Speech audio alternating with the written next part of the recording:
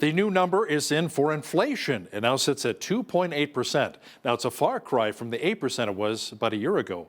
Many would say this is good news, and perhaps maybe the Bank of Canada will ease up on raising its interest rate, its key rate. Now, to chat about inflation in a little more detail is political reporter and Sun columnist Brian Lilley, who joins us once again from Toronto. Brian, even though inflation is now at 2.8%, you say it's still an issue for many Canadians. Why is that?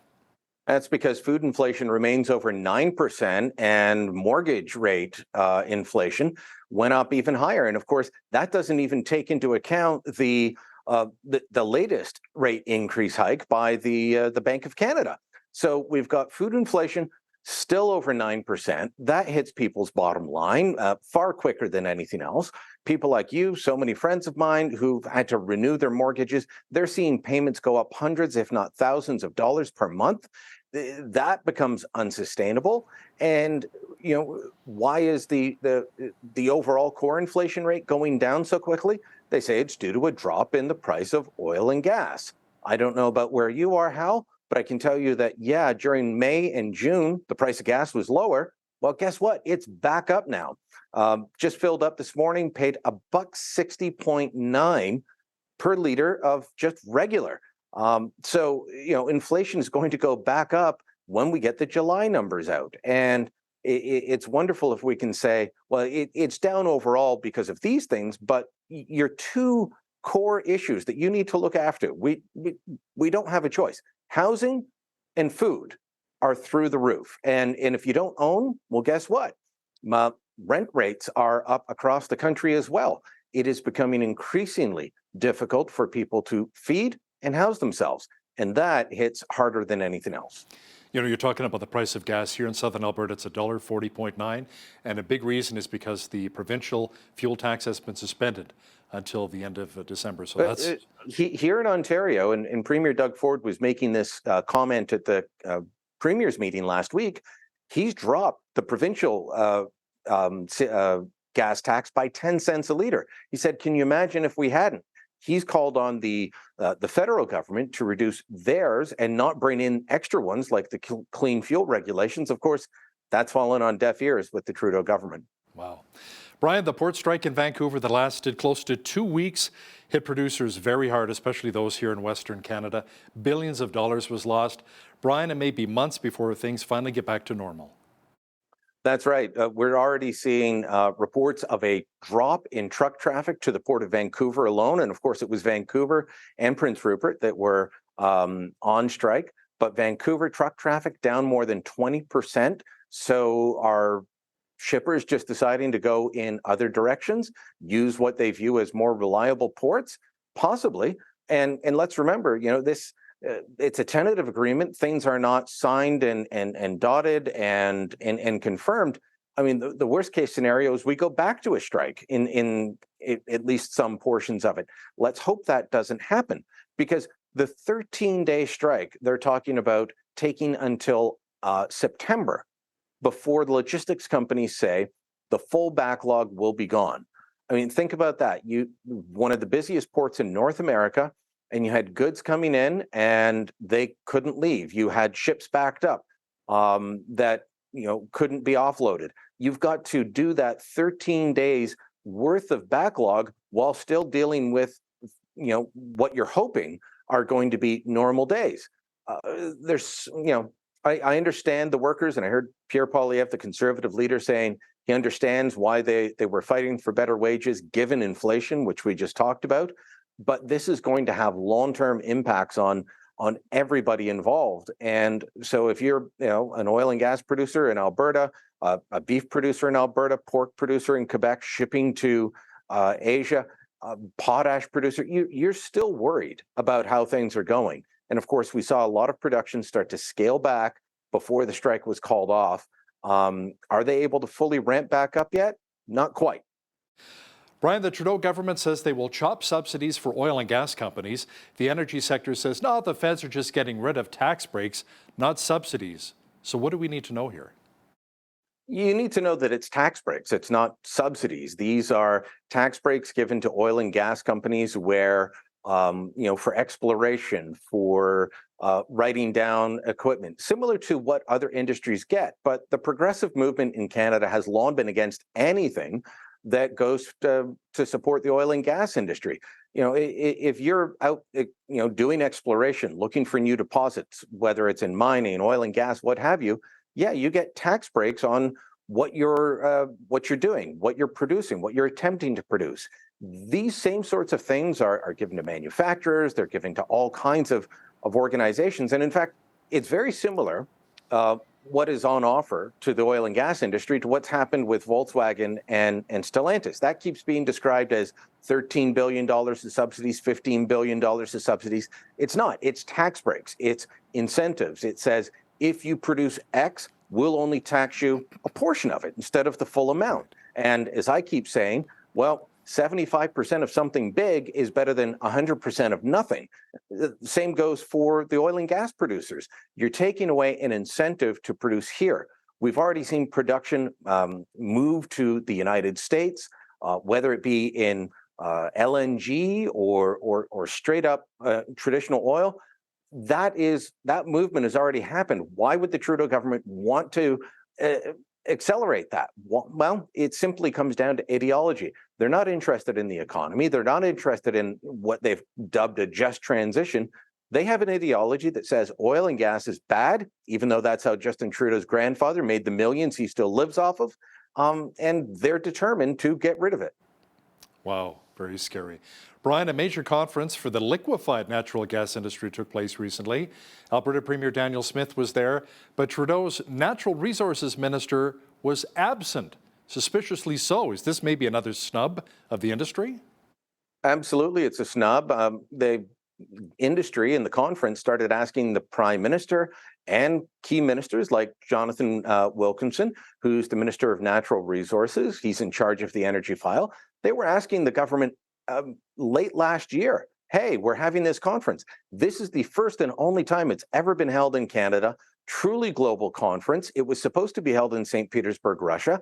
That was canceled due to the invasion of Ukraine, was moved to Vancouver. You had government officials and business officials from around the world showing up in Vancouver to talk about the liquefied natural gas industry, of which Canada could be a major player. We're not living up to our potential there. Instead of sending Jonathan Wilkinson, who's from Vancouver, they sent Randy Boissonnault, the tourism minister from Edmonton, to discuss how important LNG is to the Trudeau government. That message does not ring true when you've got the tourism minister flying in from Edmonton while the natural resources minister flies to Calgary to campaign for the Liberal candidate in Calgary Heritage for the by-election, which is about to happen. A by-election the Liberals are not going to win. This is Stephen Harper's old riding. The Conservatives have put up a very smart guy, full disclosure, friend of mine, Shuv Majumdar. He's going to win that by-election. And, so why is Wilkinson out campaigning for a candidate who's not going to win? Instead of driving 30 minutes, take an Uber, take your government limo, take whatever. Go to the conference, show that you care. But once again, just like with what we were talking about a minute ago, this is a government who doesn't value the oil and gas industry as vital to Canada's future, even though it is. Brian, 2 weeks ago, it looked like there was an agreement in place to call a public inquiry into foreign interference, but nothing has happened. Dominic LeBlanc, the minister charged with dealing with this file, says things are not ready? Yeah, the other day, Pierre Poilievre asked about that while he was out in Vancouver, I believe it was, and said, well, what's happening? And Poilievre said, I don't know, we're waiting by our phones. So if you remember when we discussed before, they were trying to come up with terms of reference, and the Conservatives said, we'll give you names once you've committed to a public inquiry. I've had it confirmed that the Conservatives have given over a list of names. They have agreed to the terms of reference for the public inquiry, all the opposition parties and the government. And they've got the list of names not only from the Conservatives, but from the Bloc Québécois, from the NDP, and now they're sitting on it. So is this going to be another attempt to say, well, we just couldn't find consensus, so we can't move forward? We saw Justin Trudeau try that while Dominic LeBlanc, his fixer, was off in Japan on an international summit. Is Trudeau going to pull that again? I hope not. We need to get to the bottom of this. This is a government that has dragged its feet on every instance at every opportunity, and they appear to be doing it again now, even though all the parties, came together. I'm told there'll be another meeting of House leaders in the next couple of days. Let's hope they get this sorted out, because we want to understand how China was targeting our democracy and if it's still ongoing. Oh, by the way, a couple of Beijing friendly groups came forward and were bragging that they helped elect Olivia Chow as mayor of Toronto. Now, I don't think for a minute that Olivia Chow is in the pocket of Beijing. She has long been a defender of democracy in Hong Kong. She's on their naughty list, but that's how boastful these groups are now. They come out and they say, "Hey, we helped elect somebody." We need to get to the bottom of where this is happening, at what levels, and how deep it goes, and root it out. Absolutely. Brian, there are rumors coming out of Ottawa that Prime Minister Justin Trudeau may have a bit of a cabinet shuffle. So let me ask you something. Would Dominic LeBlanc be one of the casualties? How about Public Safety Minister Marco Mendicino? Mendicino might be a casualty. LeBlanc is only going to get moved if Trudeau figures he needs to send him in to fix something. He is one of Trudeau's best performers because he's been around politics his entire life. His father was a cabinet minister under Pierre Trudeau. He was governor general. LeBlanc is grown up in politics and actually understands. He also knows how to work with people. He can work with Danielle Smith. He can work with Doug Ford. He can work with the Poilievre Conservatives because he is about negotiating and finding a deal. Some of these other guys you look at, like Stephen Guilbeault, who is bound and determined to antagonize an entire part of the country and shut down their industries. I think he's got to go. I think Mendicino has to go. I think Bill Blair has to go. But Trudeau has shown that he might shuffle people to other ministries, but he doesn't drop them.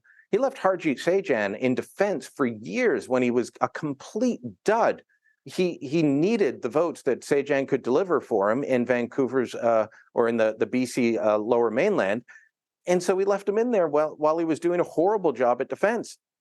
Then he just shuffled him off to CETA, where he's doing a horrible job and not reading his emails there. That seems to be a theme. So, I worry about what's the outcome of a cabinet shuffle. Who are they going to replace the duds with when their bench strength is so weak? Brian, parents across Canada are standing up to tell the government and educators to leave our kids alone. We've seen some of the protests in Mississauga as well, a lot of Muslim families, hundreds of people came out. Now, much of this is driven by concerns about gender identity and expression being taught in the classroom. How did this become such a big national issue? Because across the country, things have happened that have pushed this issue to a younger and younger age cohort as the years go by. And it's one thing to be talking about this with teenagers who may be grappling with these issues. It's another thing to be talking about this with kids in grade 1 and 2, and in ways that parents are worried will confuse children in the classroom. We also saw things like in New Brunswick, where Blaine Higgs, the progressive conservative premier there, he brought in a change to policy because he found out that the existing policy that the education ministry in his province had brought in said that you cannot tell parents if a child, even in grade 1, wants to change their gender or their pronouns. And he said, no, parents need to be involved. And if there are concerns that the parents will react violently or harm the children, then we have a process in place to do that. But you can't hide these things from parents. This sort of idea that parents should not be involved has traveled to other parts of the country as well. In Ontario, there's an opt-out for all kinds of issues like this. Parents are protected in being, the policy is parents should be informed, but that's not the case elsewhere. And so you've got activists pushing for a very politicized agenda. And I think a lot of parents are waking up to it.